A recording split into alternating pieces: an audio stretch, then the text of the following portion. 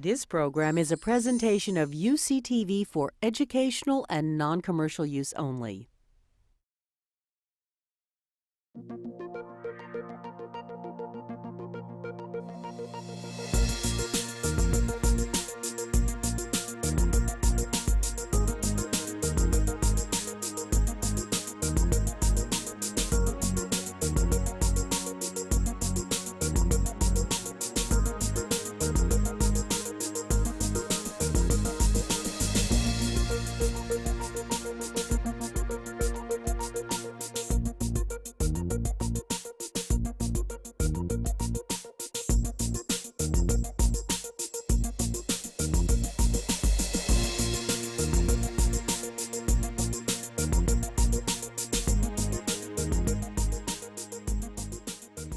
Tonight, this is really going to be a treat. You're going to hear from someone who has spoken on Oprah, the Oz show. She's really a star, Daphne Miller. She's a family physician and an author, and for over a decade, her clinical work and writing has focused on balance and interplay between nature, traditional healing, and Western medical interventions. She's currently providing primary care to patients at Whole Family MD, an integrative family practice in San Francisco, and she's also here as an associate professor at UCSF, and she lectures nationally and internationally on the topics that she's going to be discussing with you tonight.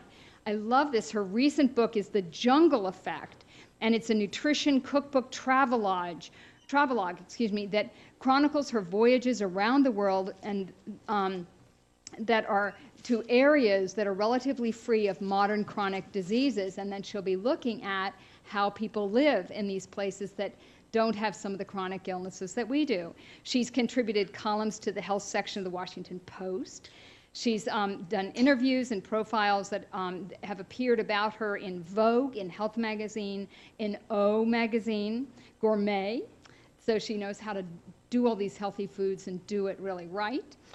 She's also, as I mentioned, she's been on Oprah Radio, the Oz TV show, Michael Krasny here in San Francisco, and has spoken at the Commonwealth Club. She went to Brown University and Harvard Medical School. She completed her family medicine residency and her work in primary care research fellowship here at the University of California. She, like a number of our integrative medicine physicians here at UCSF, completed the Bravewell Fellowship, integrative medicine at the University of Arizona, where people have opportunities to work with Tiarona Lodog and also people like Andrew Weil. Her architect husband, Ross Levy, and her two teens are always happy to help test her recipes or accompany her on an adventure. And I think we are going to be going on a bit of an adventure hearing from Daphne Miller tonight. Thank you. Good evening. Thanks so much for coming out. If your day has been anything like mine, thanks so much for having the forbearance to make it through the day and come here. So it's a pleasure to be here, and it's actually really interesting that I'm lecturing after Ellen Hughes, who I guess was the first person to lecture in the series, because she really was my original mentor in integrative medicine and one of my first teachers, and very much encouraged me down this path. So you saw the beginning as far as I was concerned. Tonight, as Dr. Chesney said, I'm going to bring you on a little round-the-world adventure. But like all good adventures, it has to start somewhere. And for me, it really started very locally here in my office in San Francisco. As Dr. Chesney explained, I'm a family physician first and foremost, and that really is what grounds me and centers me in my work. And I spend most of my days in an 8x10 room. As a matter of fact, I had a resident shadowing me here today, so she can attest to that. Working with patients on an individual basis, both on helping them figure out ways to get healthier or to fight an illness that they have. And it was really in hearing those stories that I started to become inspired to do this work. And particularly hearing from patients who come from all over the world who are kind of telling me about a recurrent theme that was that when they would go back to their native village, wherever it was, they would tend to get healthier. And then they'd come back to San Francisco and feel worse again. And there's one patient in particular, Angela, who I talk about in the book, who went back to her village in Brazil on the banks of the Amazon River and was actually back there for 3 months. And in that time really managed to take what was high blood sugars and make them normal again, and brought her blood pressure down and lost a bunch of weight, and started to reverse a lot of the health problems that she had. And then she came back to San Francisco and everything started to go bad for her again. And she was in my office trying to figure out why it was that she did so well in the Amazon and did so poorly here. And she really is the one that coined this term, jungle effect, to describe what was happening to her there, and really what inspired the title for my book. The next part of the inspiration for me was my own travels. And as you all know, being San Franciscans, it gets horribly cold here during the summer. And one summer in particular, I decided to volunteer in a little wayside village in a very, very remote part of Peru that is also on a tributary of the Amazon River. And I went down there to relieve one of the local doctors. And it really is a part of the world where there are no roads. The only way you can get there is by boat. And it mainly serves a local Indian population. And in case you don't believe that I was there, there's nothing that you just cannot get this kind of hat in San Francisco. So there I am in this little village called Las Palmeras. And this is actually the largest piece of industry in the village. That was for making palm wine. It was a little refinery there. And there was a horse that walked around in a circle to squash the palm. But other than that, really no stores. Anything you would get in this village would be incredibly local, coming either from the river or from the surrounding areas in the jungle and the gardens. And this was the clinic. Looks a lot like this hospital that we're sitting in, no? Same level of sophistication. You can see the hours on the doors. And we did everything in this clinic, and I really saw everything when I was down there. I saw snake bites, I saw machete wounds, I saw malaria. But what was really fascinating to me was even amongst the most elderly patients that I was taking care of, and there were people who really were quite elderly in the village, I was not seeing any of the bread and butter diseases that I take care of in San Francisco. I wasn't seeing the diabetes and the heart disease and the depression and the colon cancers, the things that really are in my office every day of the week here. And here's some sample of these very elderly. As you can see, the hat that I was wearing is actually quite fashionable down there. And maybe that is actually the secret to longevity in the rainforest, is to wear a monkey on your head. But these were two folks that I met when I was down there who were delighted to share their pictures with me. And I love the Abercrombie t-shirt, but I promise you that is something that was imported from afar. There are no Abercrombie and Fitch stores in Las Palmeras or anywhere near there. So it was really this whole experience there in the village, and realizing that everything that was eaten was incredibly local. And of course, you know, they were walking and they were outdoors and they were using their slow boats and so on. So there were other aspects as well. But the nutrition itself was so profound. Believe it or not, in this picture right here, what we're looking at is a very intensive garden.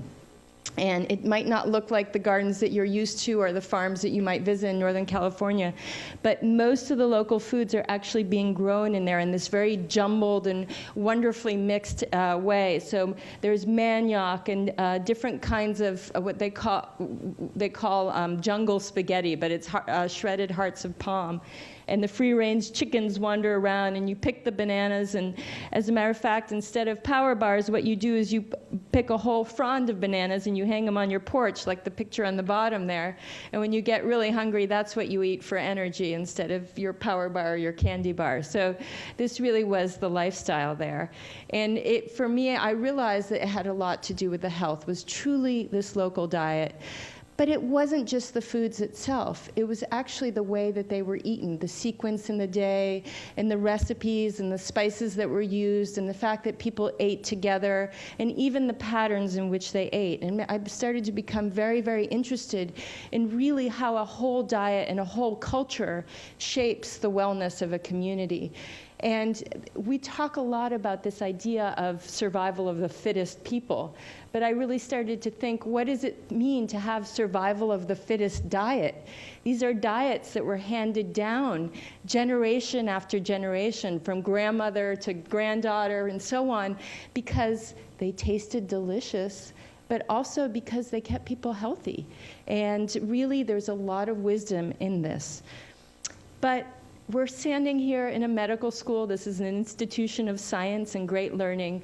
So I can't just tell you intuitively that this is something wonderful and healthy. I have to actually give you some scientific proof, right? What your grandmother said is not enough anymore. So I'm going to share with you some interesting studies to start with, just on traditional diets. And one of them is fresh off the press, and I have to admit has really blown my mind. So I'm going to share that with you as well. This is just 4 different studies that were published, all looking at communities that eat a Mediterranean diet and looking at the fact that they have much better life expectancy, lower mortality in general. So starting to look, instead of a factor like Prozac or Viagra, they're actually looking at a diet as an intervention. And they have all these different ways that they quantified what is a Mediterranean diet, and we can talk about that in a little bit. But the bottom line being that people that eat this kind of diet traditionally did better than people who were eating a Western or standard American diet or what have you. The interesting thing about this study in particular was that it wasn't necessarily done in people from Italy or Greece or France, or even people who can drive for a couple hours and see the Mediterranean. One of these groups actually live in Australia. So they are suggesting the fact that these diets are very transferable, and something I call diet swapping. And that although genetics might play a role, and we'll talk about that a little bit at the end if we have time, that it really probably is any traditional diet is better for you than what we have access to in the United States as our standard McDonald's and French fries diet that Dr. Chesney was just talking about. And this is a second study that I'd like to share with you, and this is so interesting. This is a study about brothers. And one of the brothers stayed in India in the area of Gujarat, and the other brother moved to Sandwell in England. And it happens that this is there's a very common migration pattern between these two places. So they were able to identify a lot of sets of brothers, one of them in India, still eating the traditional Indian diet, the other one in England. And they did measurements, body mass indices, for these sets of brothers, and they came up with quite a few of them. And no surprise, what they found was within the same generation, these are brothers, okay? The ones that live in England were much, much heavier than the ones that stayed in India. Now, that makes sense in terms of what they were eating, but this is really the data being collected. Now, the latest study, which is so fascinating to me, and this really is hot off the press. As a matter of fact, it hasn't been published yet. It's still in the online proceedings journals. These were researchers in Italy that compared 2 groups of school children. They compared a group of school children who live in a very remote agricultural village in Boulpon in Burkina Faso, which was previously called Upper Volta, for those of you who haven't checked a map in 20 years. But and this is a very, very remote village. You can see the map down there. It's quite far from Ouagadougou. I don't know, has anybody in the room ever been to Ouagadougou? All right, great. Have you been to Boulpon? Okay, great. Well, it's pretty remote. But even Ouagadougou, as you know, is not the most sophisticated of places. What they did was they compared these children, and these were all healthy children, to children who were living in downtown Florence, middle-class kids living in downtown Florence, Italy, because they were Italian researchers. And the kids in Florence were going to school and probably eating a diet that's not too different these days from the diet that kids in the United States eat. I don't know if you've been following it, but in urban areas in Europe, they're having the same explosion of heart disease and obesity and all the problems that we're having here in the United States. And what they did from these 2 groups of kids was they collected their bowel movements. They collected their feces, okay? And they studied them for bacteria. And this is something that they couldn't have done even 10 years ago, because it was actually, they did DNA sequencing on their bacteria in the feces to actually see what the colonies were. And what they found was really, really striking, okay? What they found was that the kids in Burkina Faso, the bacteria that was living in their intestine was completely different from the bacteria that lives in the intestines of the kids in Florence. And what they found was the green, okay, these are the Bacteroidetes species. And these are bacteria that have evolved both in the soil and now in our intestine to thrive off of vegetables. And they also happen to be bacteria that tend to put very healthy things like antioxidants into our systems. They like vegetables, they like collecting healthy things from vegetables and giving them to us. So we can kind of think of them as health-promoting bacteria. The red bacteria are called firmicutes. And I don't know if any of you have ever heard of things like Salmonella or Shigella or E. coli or Klebsiella. These are the things that hit the news as superstars whenever we have one of those big food contamination.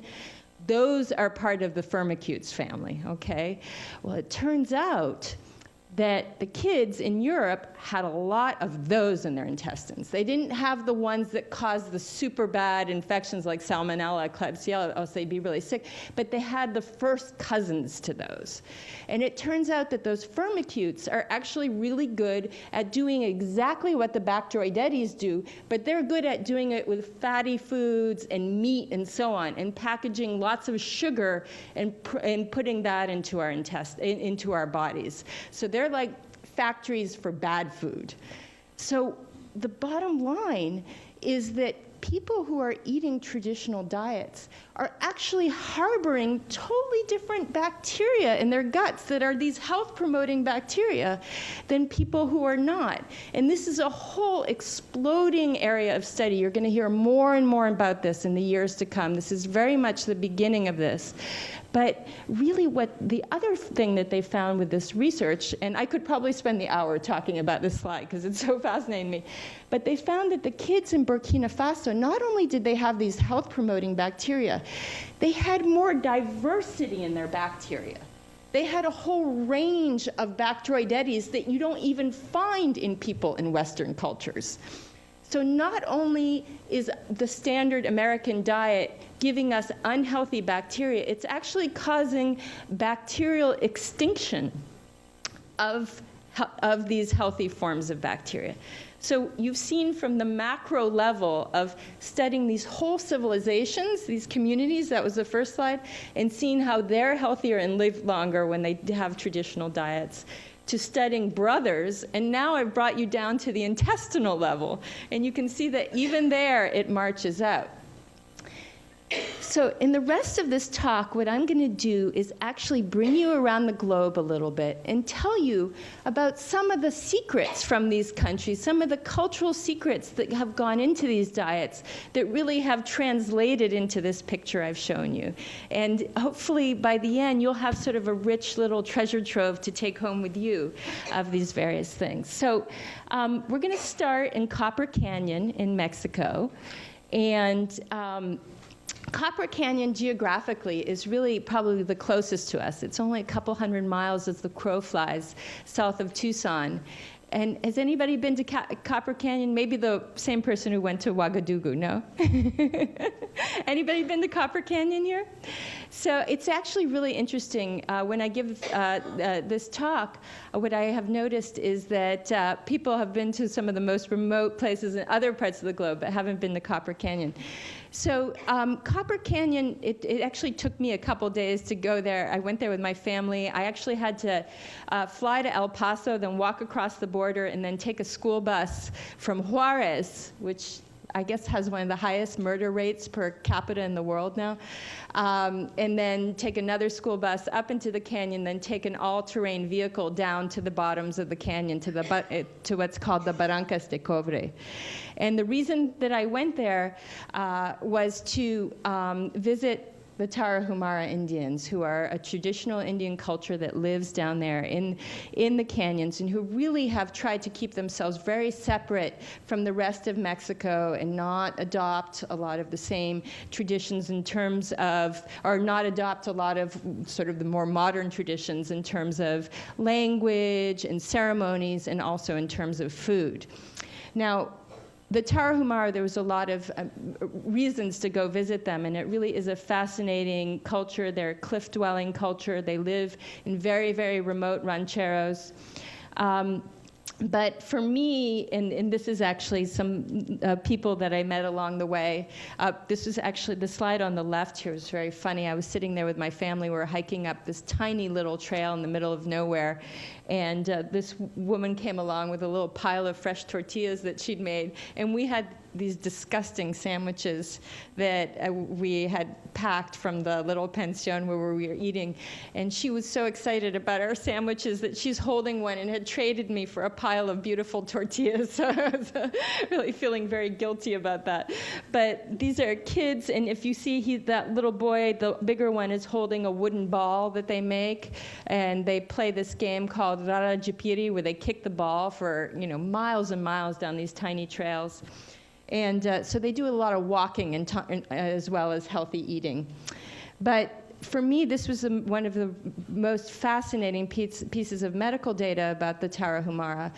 They are the blood cousins to the Pima of Arizona. And Pima of Arizona have some of the highest rates of diabetes in the world. I'm sure you've heard about it on the news. They had a piece in the New York Times about it not too long ago. By the time you're in your 30s as a Pima, you have well over 50% chance of developing diabetes. And when you go truly down into the canyons and look for diabetes among the Tarahumara, you don't find it. And so can we say that this is genetics? No, because their cousins in Arizona have some of the highest rates in the world. So it tells us that this really probably has a lot to do with diet. So what do they eat? Very simple. They really are quite vegan in their approach to eating. They eat the three sisters, the Tres Hermanas, and they eat corn and beans and squash. And when we're talking about corn, it's not at all in a processed form. As a matter of fact, their tortillas, like the ones that I traded with that woman, they're thick and rich and nutty. And honestly, you eat one of them, and you're full. And if you had another one left over, you could use it to scrub the corns off your feet or clean the ring out from your bathtub. They really are. And so they eat these in a stew, and they're quite delicious. And here's an example of something I had down there. And most of the people I met down in Copper Canyon really had no formal education, and certainly had not gone and gotten a PhD in nutrition. And yet, when I talked to them, they could tell me that the foods that they were eating were actually good for their blood sugar. It was really fascinating. And you look at the science of this, and they have a whole team from the University of Oregon that went down and studied the food. And they found that most of the things that they were eating had this very low glycemic index. So indeed, very little blood sugar going into the bloodstream at one time. And even what you're seeing here on this screen here is actually sort of low glycemic index in the making, because the tortillas, which do have a little bit more sugar, the corn tortillas, than the beans, but it turns out that when you eat the tortillas with the beans together, the release of sugar from the tortillas slows down to match that of the beans. So there's this wonderful science of food combining that goes on, and really quite incredible from a group of people who don't have PhDs in nutrition and haven't been spending a lot of time on the bench trying to prove this and sell it to you as a functional food. Now, this is the other thing that I learned down in Copper Canyon. What do you see growing in front of this traditional ranchero? Cactus, the nopales. And any pharmacologists or people who have advanced degrees in pharmacology here in the room?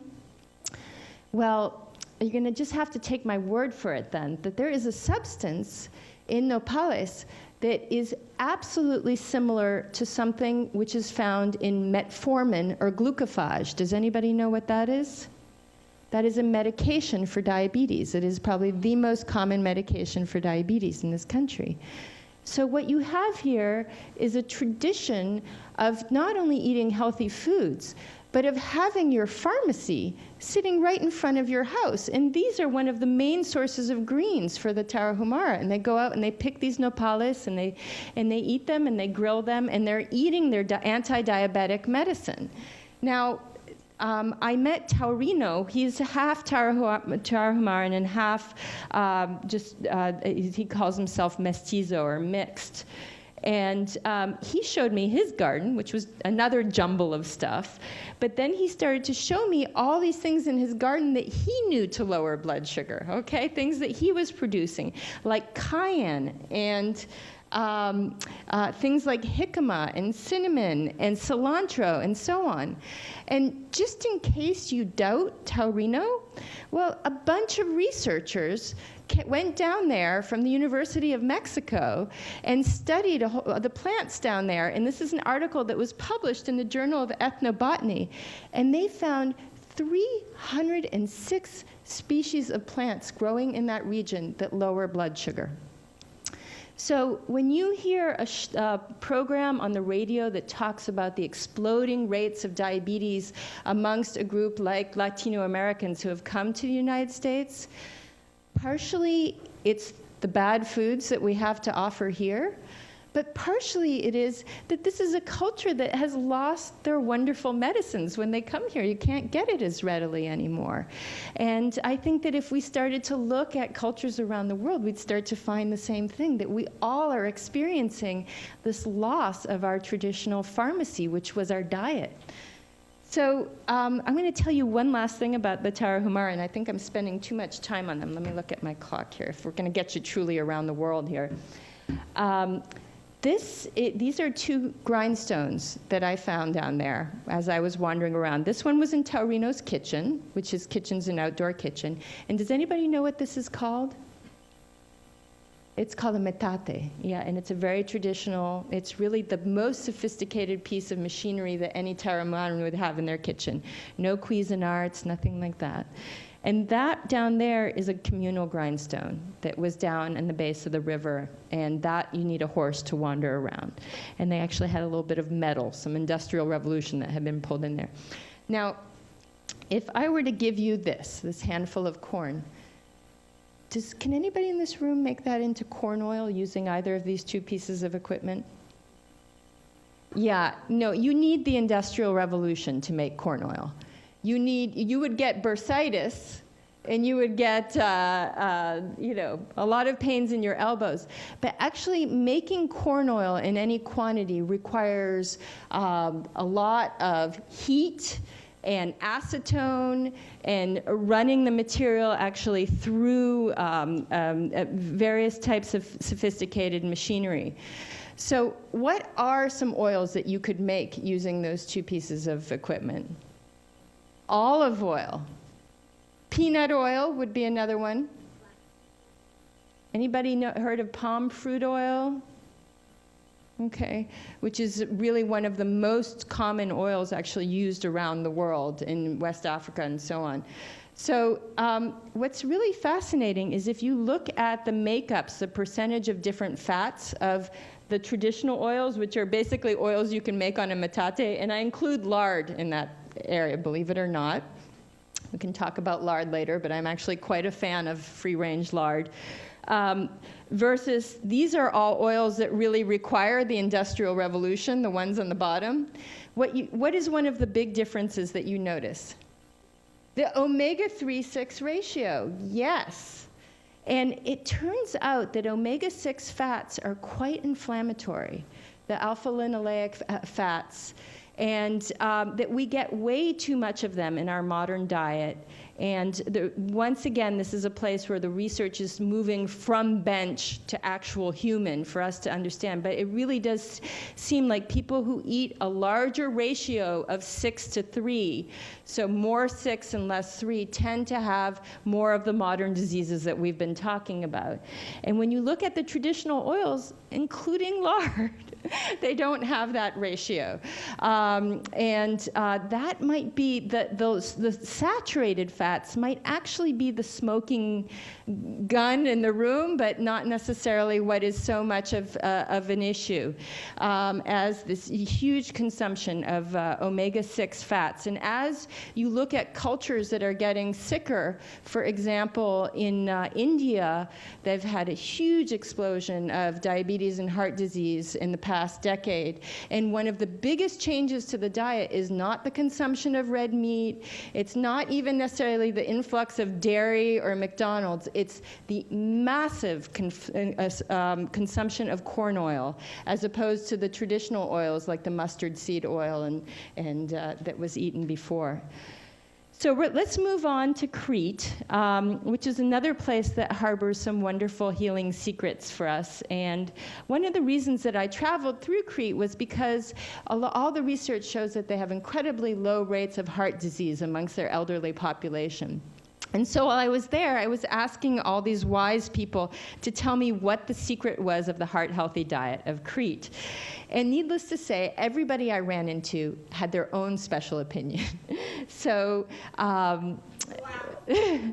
these are these lovely old people that I met who said, you know what, you're barking off the wrong tree even talking about diet. It's our laid-back lifestyle, this idea of siga siga, which means slow, slow, and that we just move slowly. And you know, as a matter of fact, as this woman was telling me this, she was standing in the middle of the road, and this car came barreling along, and she kind of looked at the car and then sauntered over to the side, you know.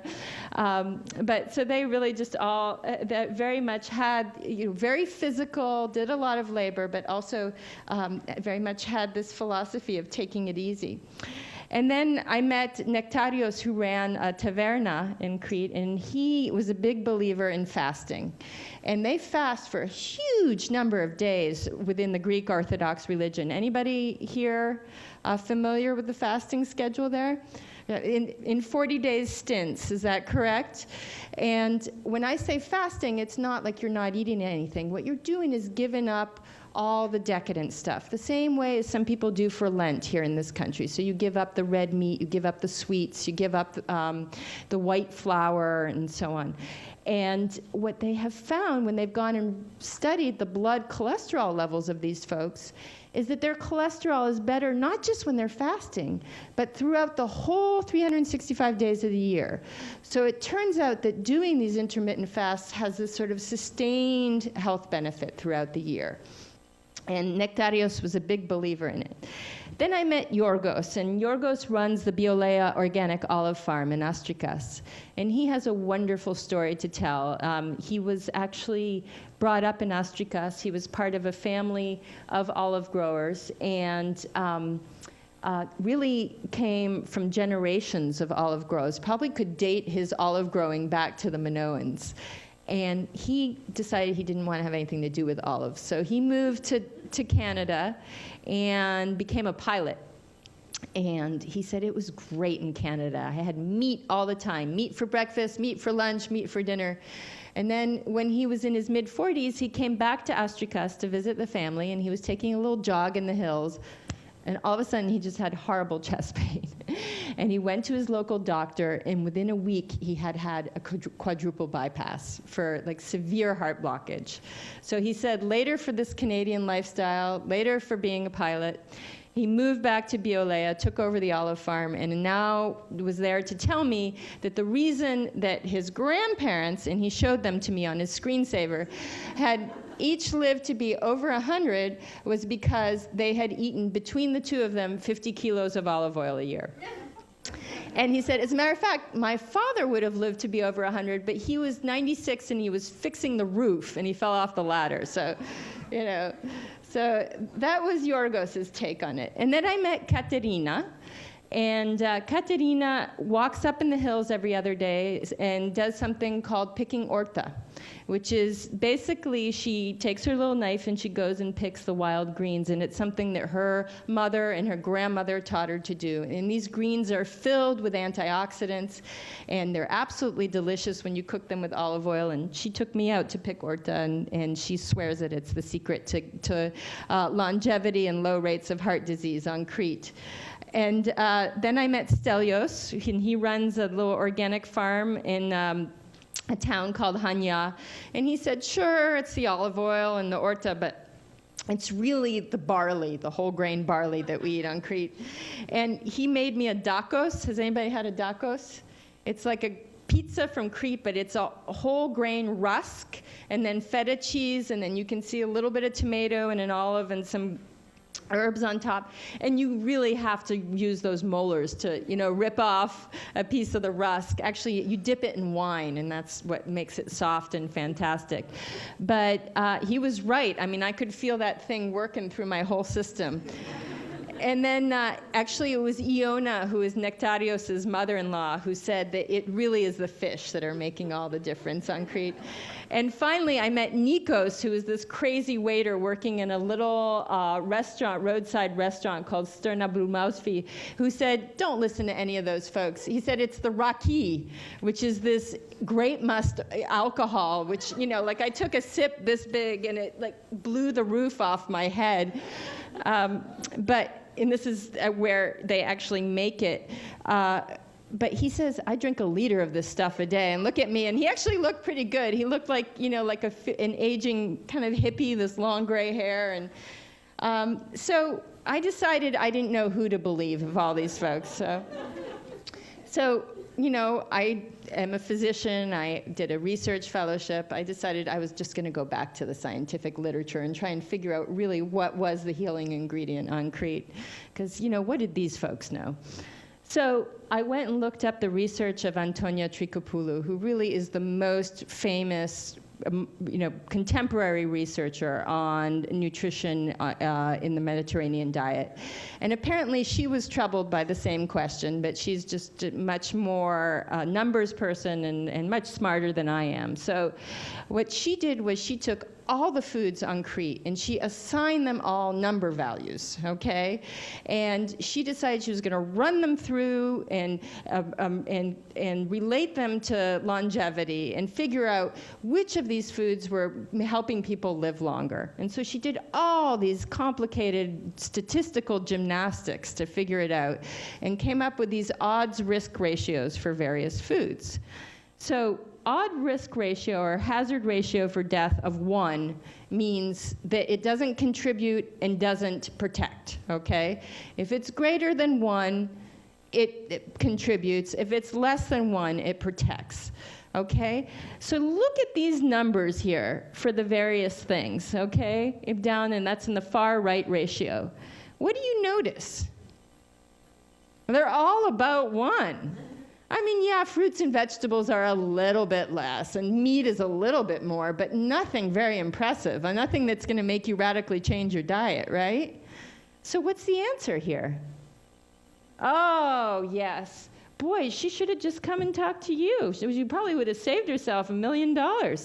Yes, this is the answer right here. It's the recipes. It's these same traditions that have been handed down generation after generation. There isn't a superfood. I've got terrible news for you. There's no superfood out there, even though I wish I could sell you one. It really is the way they go together, the way the lemon pulls out the antioxidants from the greens, the way the olive oil and the tomatoes, the lycopene in the tomatoes is pulled out from the olive oil, the way that the barley slows down, the sugars in the barley slow down to match the vinegar that's also put into that recipe. I mean, and hundreds of other interactions that honestly you don't really need to worry about, because it is the recipes. That is the healing ingredient. So I'm going to take you to Iceland quickly. And I don't know if we're going to have time to go everywhere, but it's better for us to go to a couple places and enjoy them.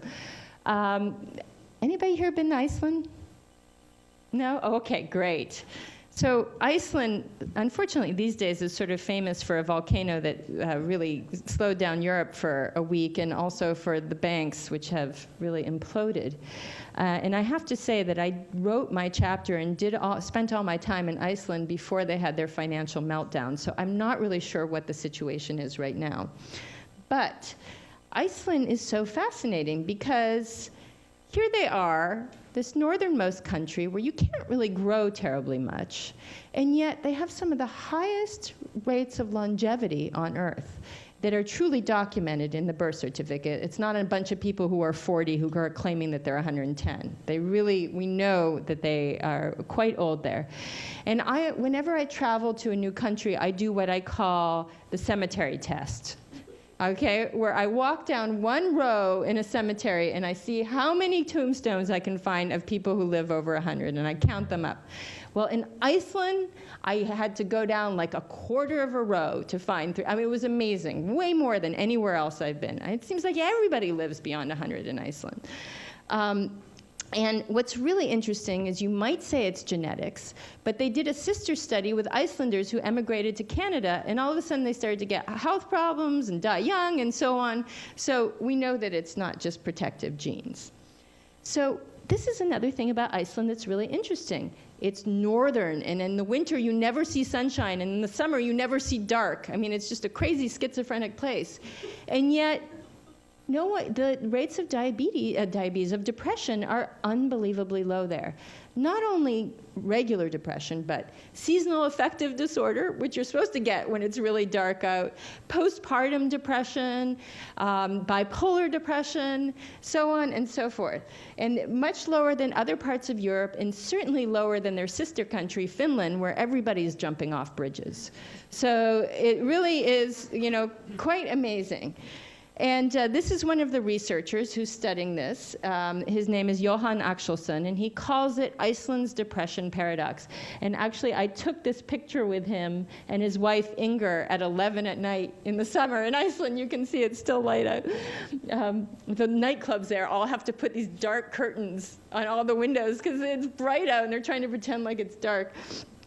So at first, Johan Axelsson thought that the secret to all of these low rates of depression and to health in general had to do with those omega-3 fats that you guys heard about the other day. Because Icelanders eat more fish per capita than anywhere else in the world, even more than the Japanese. It's quite amazing.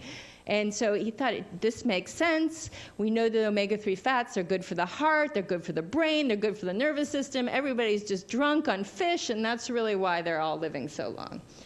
And as a matter of fact, when you look at some of the transnational research, and this is a guy, Joseph Hibel, in the NIH that did this study, you find that around the world, cultures that eat more fish have less depression, and sort of marches out. And so that was sort of his conclusion. But he was really troubled by one thing. And Johan Axelsson is a really prestigious, upstanding researcher, and there was a piece of his data that wasn't making sense. And that was that there was one town that was the main town that they were studying in Iceland that's an inland town. And in this town called Egilsstaðir, which I'm probably pronouncing totally wrong because it's got all those little umflauts and things on it, people don't eat so much fish. What their favorite meal there is mutton. And for every fish meal, they're probably having 4 mutton meals. And he said, this is really strange. They're eating a lot of mutton there, and yet their blood levels of omega-3 fats are the same as the folks on the coast who are eating all the fish. So he thought, well, maybe they're feeding fish to their sheep. Has anybody heard of a fish-eating sheep? No, unlikely. But he went there, and in springtime, he slaughtered one of the little newborn lambs and tested the blood levels of that little lamb. And sure enough, he found that the lambs had as much omega-3 fats in their blood as the fish. And where were they getting it? What they're eating. Yeah, I think you're going to just save us many dollars in all this nutrition research. We're going to just go to you. What they are eating, exactly. What are they eating? They are eating these little tiny grasses that have to work really hard to grow. And it turns out when vegetables have a lot of adversity and have to work really hard to make it above the earth, they're filled with things that are good for you and filled with something called alpha-linolenic acid, which I don't know if you talked about this the other day, is actually the precursor to eicosapentaenoic acid, which is the omega-3 fats in fish. And we can pretty much do a decent job, most of us, unless there's some real genetic problem, of converting that, as can lambs, to the omega-3 fat form. So it turns out that that's where they were getting it. And if you look at the research, and this is out of UC Davis, all of a sudden we've traveled from Iceland to the Central Valley here, and you look at grain-fed beef versus free-range animals who are kind of equivalent to the Icelandic sheep, except maybe not getting as much as the Icelandic sheep. What do you see is the difference in their omega-3 fat levels between all these free-range or wild animals and the corn-fed, confined beef? More omega-3s. Yeah, any other observations? Oh, isn't that astounding? Isn't it? Yeah, isn't it? It's so interesting. Yeah, and monounsaturated too. And yeah, it is really quite interesting. So, yeah, the other fats sort of march out the same, but those are really the really interesting ones. So, the other thing that they found in Iceland was that not only were they finding these omega-3 fats in the sheep, they're finding it in the milk from the free-range cows. And this is a family on the right. You know how we would take our kids out to Dairy Queen? They take their kids out to the local dairy, and they have this big pitcher of milk. You can see they drank it all.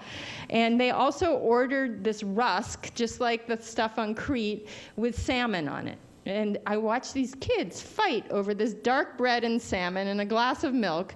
And I thought about my two kids who would be like, ugh. It was just quite amazing to see.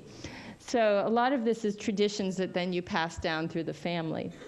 Now, another thing just so interesting in Iceland when you talk about healing diets. If you talk to anybody in Iceland about vegetables, what their answer is, that's not food. They hate vegetables, the Icelanders. Almost, it's a part of national pride to hate vegetables. And yet, here is a country that is unbelievably healthy and also have these really strong, undepressed brains. And we're all taught that you need to have all these antioxidants and B vitamins to keep your brains healthy. Well, it turns out that, yeah, they hate the kind of vegetables that we think of vegetables, like salad and cucumbers and tomatoes, and they should hate them because they don't grow in Iceland, and if you get them there, they taste horrible. They taste like you're eating a toilet paper roll, you know, just totally tasteless. But these are the kinds of vegetables that they can get there, and I think that they offer secrets for those of us who don't love, that we're just not salad munchers. For example, the tiny little new potatoes, and they eat them with the skins on, and the skins themselves have lots of rich nutrients in it. And it also turns out that when you eat those potatoes, the little waxy potatoes instead of the starchy ones, that they have much lower sugar levels in them too. So there's an interesting secret, as opposed to our big fluffy Yukons that we eat here. Things like sauerkraut and cabbage, wonderful source of all those nutrients. What you see up in the corner there are bilberries, which are like our blueberries, which are really an antioxidant bomb. And then in the lower left, this is the most interesting one, is the local moss. And they mix it in with the barley and cook it into bread, and it's absolutely nutty and delicious. I really like it. They, sell it in the health food stores for a lot of money. So they do not necessarily have the traditional idea about vegetables. Sadly, Iceland, like everywhere else, the younger generation is in love with all that we have to offer here, and they're eating or drinking more sodas per capita in Reykjavik now than anywhere else on the planet. This is a statue, an ode to Coca-Cola that I came across in Iceland. So let's go to Cameroon in West Africa. And Cameroon is actually a place that is very near and dear to my heart because I first was there when I was 18 years old. I dropped out of college, basically, and went to work in Cameroon and ended up being there for a couple years and worked with midwives there. And actually, that's what inspired me to go back and finish my education and go on to medical school and so on. And I lived in a very remote little village called Ntui that was in central Cameroon, and really kind of ended up with an adoptive family there. And one of the things that really affected me the most in Cameroon was the local foods and getting very inspired to start cooking. And I feel like that really was the beginning for me of learning how to cook, was my time that I spent there. But Cameroon, statistically, and actually if you look at most of West Africa and even parts of Southern Africa, what's so fascinating from a health standpoint is that in the rural, in the very traditional areas, they have some of the lowest rates of colon cancer and colon diseases in general in the world. So, you know, here I was in this little village in a wayside hospital for a couple years. I didn't see like one case of hemorrhoids or diverticulosis or Crohn's or inflammatory bowel of any kind, much less colon cancer. And what's really fascinating is in the United States, we have some of the highest rates of colon cancer, and African Americans have an even a slightly higher rate than Caucasian Americans, and yet many can trace their ancestry back to West Africa. So once again, are we talking about genetics here? No, there's something else that has changed. And the question is, what? And the other piece that I should add is that when Cameroonians move to the big cities, like Yaoundé, and live there for a generation or two, they start to get colon cancer at the same rate as they do in Europe or the United States. So we know that there's something in the traditional villages that is very protective. And they are all part of the same family of diseases, very much. And yes, did not see them. And this isn't something that, by the way, that was just studied recently. There was a guy named Burkino who went, you know, in the 1950s and 60s, traveled around Africa and made the same observations. So this is yeah, same guy, yeah. So he was an Irishman, and he ended up in Uganda and did the same studies. So I am going to just put my favorite dish, which is called ndole from Cameroon, out there as my example of what the protective diet of the region that I was in. Now, to some of you, this might look like just a mush on the plate, but I am telling you that this is the best food you've ever tasted in your life. And it is a mixture of ground nuts, a little tiny bit of beef, some fish. It has palm fruit oil in it, and it has tons of wild greens and garlic. And it's one of those rare dishes that has fish and meat and sometimes it somehow works. And you serve it over fermented millet. And I have a recipe for it in my book. When it's made traditionally by someone who really knows what they're doing, it takes 2 days to make a real dish of ndole. But and you have to grind it all by hand and everything. But my friend Chantal, who's from the village, actually gave me what she calls the ndole light recipe. And she's actually a nurse here now in San Francisco. And she ran all the ingredients over to my office when I was recipe testing for this. It was very funny. But as I said, there is a recipe in the book if you want to try ndole. And I think it's on a couple of websites as well. But what everybody always thought, and what Burkino thought was what was so exceptionally protective about the West African and East African diet was the fiber. And I'm sure you've all heard the fiber hypothesis, this idea that what protects you from colon cancer is that you're eating all this fiber that's going through your gut and cleaning out your gut and so on. And that might be a part of the story. But the interesting thing is when they just give fiber in any form, like Metamucil or whatever, to people, it doesn't look like it protects so well against colon cancer. So we only have a little piece of the story there when you're talking about fiber. It's just probably a marker for something else.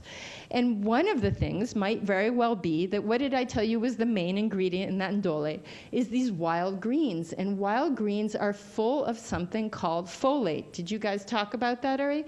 Well, folate in a test tube absolutely stops mid-reproduction any kind of cancer cells. It's really interesting to see.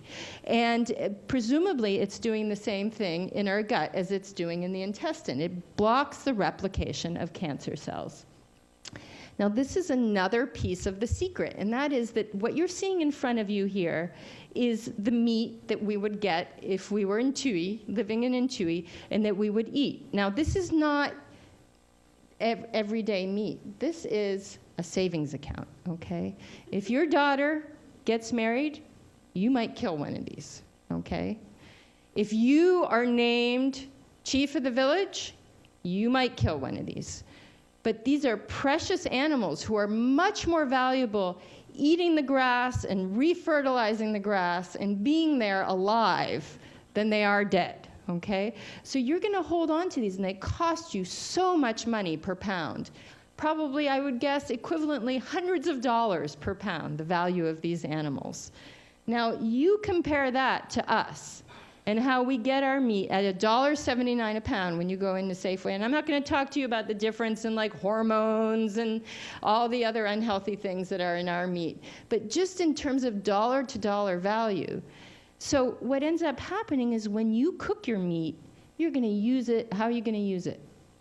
Sparingly. It is precious. You are going to use it like a fine spice, like saffron or caviar, okay?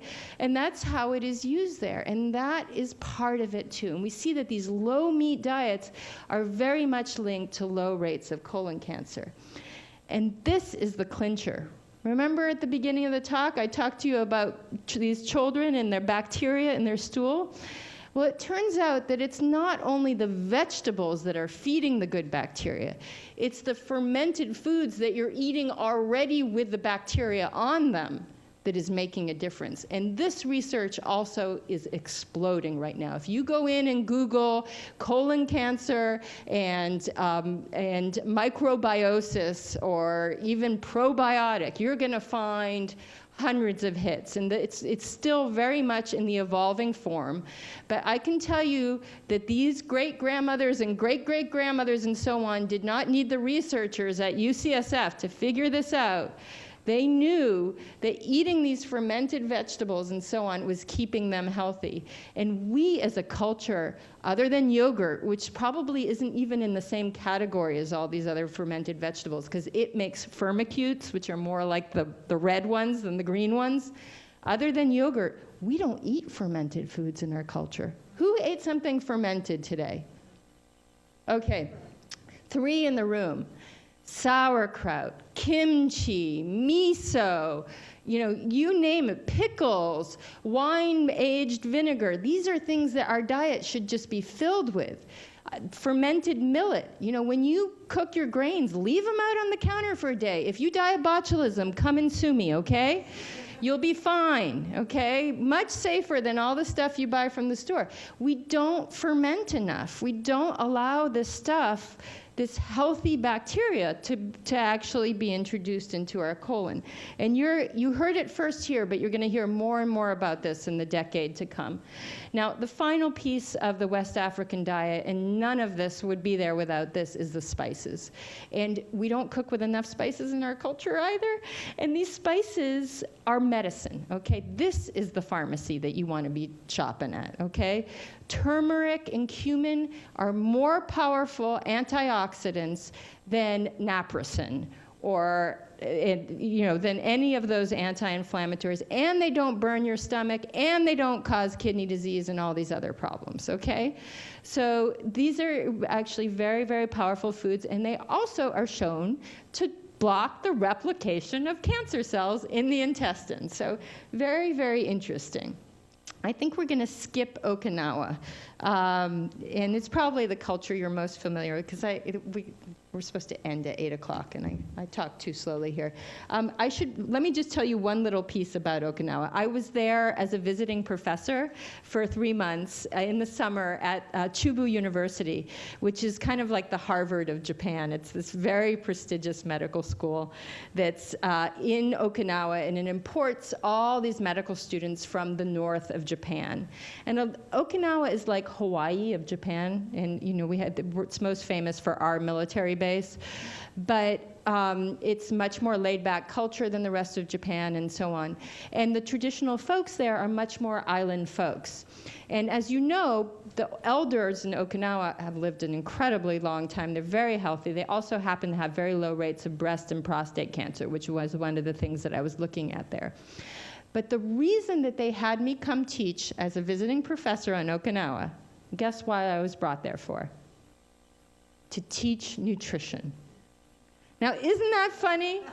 That this doctor from San Francisco was brought to the place with the longest living people on earth, to the medical school, to teach nutrition. Well, they liked me because I had gone to Harvard, and they thought that was a nice pedigree and so on, and were very into it. But all the medical students that I was teaching came from the north of Japan. They came from places like Hokkaido and Tokyo and Kyoto, and really smart, wonderful students, but had never left the hospital. They were there to study. None of them had ever been out into the local area at all. And so my job was super easy. I would just run around with my little camera in the markets, and I would interview all the 100-year-old ladies and take pictures of their foods, and then I would go back to the big medical lecture hall, and they all spoke English, but the English wasn't so great, so it was good that I had lots of pictures, and I would just throw up these pictures. That's what I would do for hours at a time, and the medical students would sit there and they'd drink their supersized Coca-Colas and eat their hamburgers, and they would sit there and watch these pictures of the traditional diet in Japan, and I would explain to them why this was healing. And they were just amazed. Like I was telling them the most mind-boggling piece of information they had ever received. And so that's just, for me, is such a funny cross-cultural story. But if you want to know about the low rates of breast and prostate cancer in Japan, just look at these pictures. Everything from the whole soy, which acts very different than processed soy. Okay, bottom line, whole soy good, processed soy not good. So all those power bars, tofutis, tofurkeys, and so on, throw them out and eat tofu and tempeh and miso. The fish, the greens, the yams. These are the green tea, the seaweed. I could actually talk to you for 4 hours about seaweed. I have so much to say about seaweed, but I won't do that. But this is actually one other piece in Japan that I will just tell you about quickly. This felt like so incongruous to me. Here was this incredibly healthy culture, and then you go to the Makishi public market, which is the traditional market, and they love pig. It's everywhere. They venerate the pig, they put sunglasses on it, and they sell you not only the pig, but the whole pig. You buy pig ears, pig tail, pig skin, pig snouts, and you cook it all. And I was so troubled by this. I said, how am I going to go to the folks back home and tell them about the healthy diet in Okinawa when they eat so much pig? So I was talking about this with my friend Kenji, who's a local doctor, and he invited me over for dinner, and I met his mother-in-law, Fujiko-san, who's a wonderful lady. She's actually in her 70s, and she swore to me that she doesn't dye her hair. So that alone made me convinced that whatever she was doing was healthy. She showed me how she cooked her pig. So look in that dish there. Do you see how much meat is in that dish? How many people do you think she's feeding there? Okay, it was for the okazu. Look at all those dishes. And that was the meat for the dish. Those are the pig. Okay, so most of it is vegetables and rice and all these other things. But really, once again, meat is a spice. And they also have this wonderful saying in Japan, harahachibu. Does anybody know what that means? Eat until you're 80% full. I could sell you 10 diet books, or I could just tell you harahachibu, It's such a wonderful piece of wisdom. And as you said, the children are taught that. It's just the same, the way we say gesundheit or something. You grow up with that idea that you should never eat till you're 100% full. Eat 20% less. Wow, brilliant. And the other thing that I love in Japan is that most of the sweetness really comes from the whole food. So this is a dessert that I watched Kenji's kids fight over. And it's just purple yams that were beaten up, And sadly, modern-day Okinawa is being taken over by McDonald's. Here I am in the hospital with my team of young upstart doctors, and it's hysterical. Would you see what I'm holding there? So you know what they were teaching the patients for a healthy alternative? Low-sodium Spam. These amazing markets that are out there and all this richness, and that's what the nutrition department was teaching. So, we're losing these traditions everywhere, folks. It's not just here in the United States. Every culture is losing their treasure. We're in a very tragic moment. So I'm just going to quickly summarize everything that I just said in the last hour. And by the way, this is me when I'm at my best. I cook teaching, and I teach cooking. Oh, I'm getting tired. And do cooking demonstrations, and really love it. And I haven't chopped my finger off yet, although I'm probably have come close at times. So fresh and local produce. You all know this. Yes. How many of you have your own gardens, even if it's a pot? Oh, wonderful, wonderful. And you know, we talked about those kids in the village in West Africa. They're as tied to the land as you're going to get. The closer you can get your intestines to a farm, the better. Going down on your hands and knees and eating the dirt from a healthy farm is way better for you than going to McDonald's. You heard it here, okay? So, you know, we really want you to be as tied to the farm as possible. Native grains, the bulgur and so on that we talked to, quality over quantity of meat. Use it as a spice. And actually the whole animal, not just for environmental reasons, but if you're eating a healthy animal that's eaten well, you're actually getting a lot of nutrients from the parts of the animal that we normally throw away. We're having a massive vitamin D deficiency, epidemic of vitamin D deficiency, and actually organ meats are some of the best sources. The reason we've come to fear these meats is because they are the collectors of all that is horrible when your animal has eaten poorly. But if it's an animal that you know how it's been raised and it's free range, then actually eat the whole animal. Eat your meat should be as a spice or as a feast. Lots of non-meaty proteins, and beans are really the way to go. Beans, and more beans. Fermented foods, and there's a great book called Wild Fermentation that will teach you how to do this. Indigenous oils, and what's the definition of an indigenous oil? One that you can make on your metate, okay? Okay, and healing spices, and sweet and sour from whole foods, and then these eating traditions, the siga, and that means eating slowly too, you know, not just living slowly, and hara hachibu, and the modified feasts, and communal eating. In most of these cultures, people don't eat alone unless there's no one else for hundreds of miles. You know, you just travel to eat with other people. And I'm just going to tell you one last little story, and that was that here I was in the highlands of Crete. I was trudging around. I was trying to find the secrets for the traditional diet of Crete. And this woman, this elderly woman, came riding up on her mule. And she stopped and she looked at me, and I must have looked just terrible. And it's not a part of Crete where you see a lot of tourists. And she said, "What are you doing here?" And I started to tell her I was looking for the traditional diets. I wanted to know about her recipes and her secrets. And all of a sudden, I could tell she just wasn't listening to me at all. And she got off her mule and she said, "Look, you look so horrible. Get on."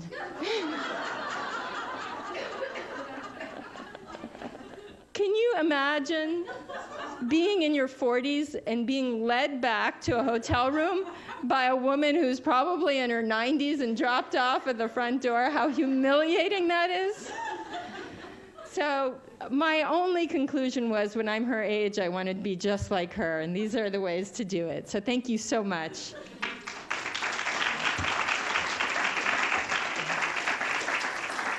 The question was the year and the month of the National Geographic that had the study, all the reports of longevity. And I apologize, I can look it up on the internet. I probably could do it right now and look it up for you.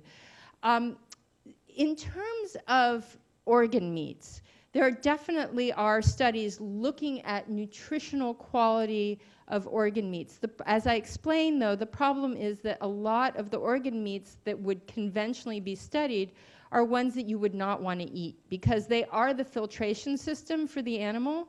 And so when your animal has had antibiotics and pesticides and hormones raging through its system, that area becomes the concentrated collection area for that. So eating that, you're getting the highest dose of those things.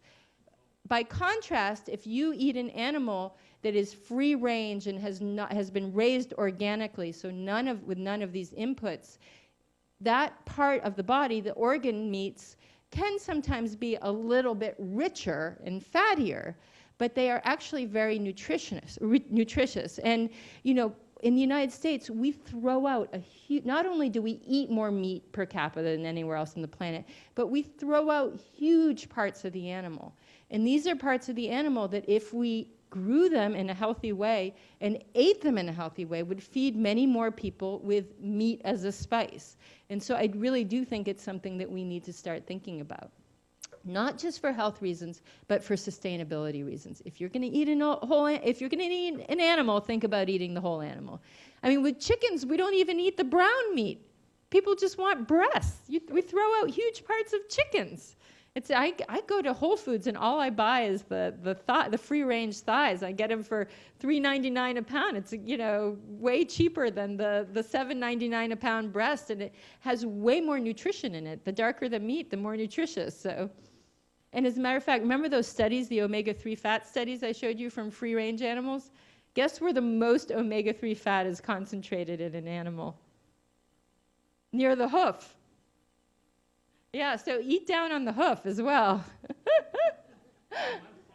Okay, so brain is the one thing that I can't stand up in front of you as a doctor and espouse, even though I have eaten brain myself and actually think, once again, when you look at free-range animals, that the brain is probably perfectly safe. But the problem is that things like mad cow disease and the prions that you find in that are concentrated in the nervous tissue. Now, if you look at which animals get mad cow disease, they're all animals that were either raised in a confined area or that have been fed products that are chewed up animals that are raised in a confined area. In England, what really caused this was that they were feeding cows to cows, okay? And so that is when you get into trouble. And if you want to go back and look at some fascinating stuff, read the writings of Rudolf Steiner. He wrote in, in the early 1900s, late 1800s, and he talked about the fact that if you feed animals to herbivores, they will go crazy, is what he said. And this is before prions or, even Louis Pasteur. In the writings of Rudolf Steiner, he wrote actually in a number of different ones, but this was in his Anthroposophic series. And if anybody in this room can actually read Rudolf Steiner, you're a better person than I. But I've read people who have distilled his writing. It's incredibly difficult to get through Rudolf Steiner. I'm writing a book about farming now, and I've tried to get through his agricultural series like 3 times, and it's been very hard. So, yes. Absolutely, absolutely. What we're doing is we're creating breeds of megabacteria and eliminating all these delicate little ones. Bacteroidetes is a very sensitive, delicate little bacteria. It's not hardy at all, the ones that were in the green, versus the firmicutes are kind of these stupid, short bacteria that are really good at processing sugars and fats. And that's what we're seeing for sure, just in terms of methicillin-resistant staph being another one, and so on. So we're seeing that just across the board. We talk a lot about extinction of the species in terms of macro species, and none of us realize that we are actually examples of extinction, what's running around in our intestine. It's really quite profound. Now, I'm going to tell you something else about that study, the corollary to that study. There's a guy named Jeff Gordon at the University of St. Louis in Missouri who's really the king of microbiota, and he's spawned all these postdocs who have just graduated. One's down in Stanford. They're around the country studying this right now. But what he's been using are these gnotobiotic mice, which are mice that don't have bacteria in their intestine. So there's these great petri dishes in which you can inoculate different bacteria and see what happens. And what they found is that you can take these mice that have terrible colonies in their intestine and start to feed them well, put them on a diet from Burkina Faso, and within weeks, things start to change. It's not necessarily that it gets perfect again. We might be born with a certain fingerprint from our mothers, and that might be kind of what we go back to. And there's actually a whole lot of research going on now about obesity and relationship to bacterial microorganisms. But you can change it. It's modifiable, even within weeks. So as you're eating that horrible meal, think of all those firmicutes that are like giving each other high fives in your gut, and then you go and you eat, something really wonderful in some of the meals that I've described, and you can start to bring those Bacteroid eddies back. Okay? Yes. Blue zone, I'm going to confess that I actually never, I mean, I'm very familiar with it because I'm always being told that this sounds like blue zone. But blue zone was sort of just people who are happy and healthy and live well and so on. Yes, absolutely. The bottom line is that there are still pockets around the world where people are very much living traditionally and eating a traditional diet, and that it doesn't really matter what kind of diet it is. Iceland, you saw, they don't love greens. They actually do eat a fair amount of meat, but it's free-range meat. They also counter that with a lot of grains and potatoes and so on. To Copper Canyon, where they're basically vegan. They have a little bit of pork in their diet, but not much. And all these folks are healthy, but what are they not doing? They're not eating the standard American diet. And so that probably is the biggest distinction. And I think for you all, that's great news in that there's a lot of different ways to eat healthy. You can pick any of these traditional diets. You can go from one to the other. But, because I think the problem we hear about the Mediterranean diet, but not everybody loves the Mediterranean diet. And the truth is that the Mediterranean diet that we hear about isn't really even the real Mediterranean diet anymore. It's what you get at Olive Garden, right? So, yeah, so wonderful question. This is the last one. Okay. In terms of meal frequency and what they're doing for activity, anybody who tells you that they can do these studies and truly tease out one factor, these ecological studies, is misleading you. And of course, there's a lot of different factors. It is a whole lifestyle.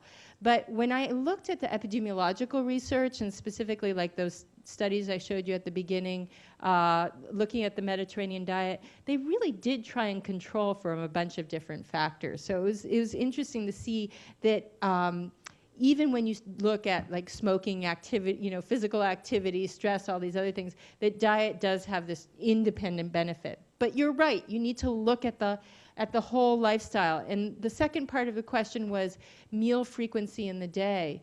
And I really felt that kind of varied too. For example, in Peru, the fishermen only eat 2 meals. They eat one at 10 and one at 5. And they're kind of bigger meals. And that was really, within that culture, was because of the fishing schedule that had become what everybody did. And other cultures eat 3 meals, but what you do see uniformly in most of these cultures is that the evening meal is not the big meal. It's either lunch or breakfast, and that pretty much across the board in most traditional cultures. And it makes sense. When you eat a big meal at night, you feel awful, And you can't know, but what you do know, and the question is how much of it is the culture and how much of it is the food. And what I'm going to answer to you is that the food is the culture. It's the glue. And if you think about it, your dream for your family or for your ideal life is to come together with people you love for meals.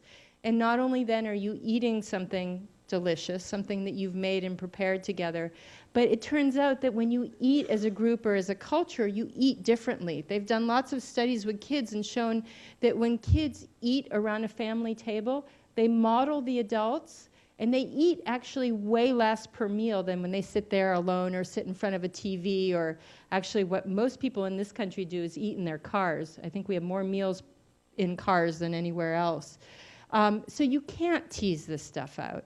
And that was certainly not my goal in doing this work. My goal really was to look at, to do the opposite, and to really start to look at food not as what our tendency is here is to look at it as a pill or a superfood. How many of you have seen the 10 greatest superfoods in some magazine or something like that?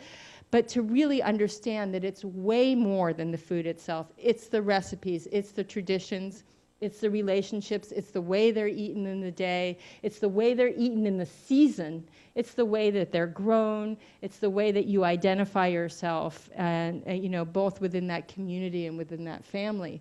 And that's very, very important medicine. So I'm really glad that was the last question. That was an important question. Thank you.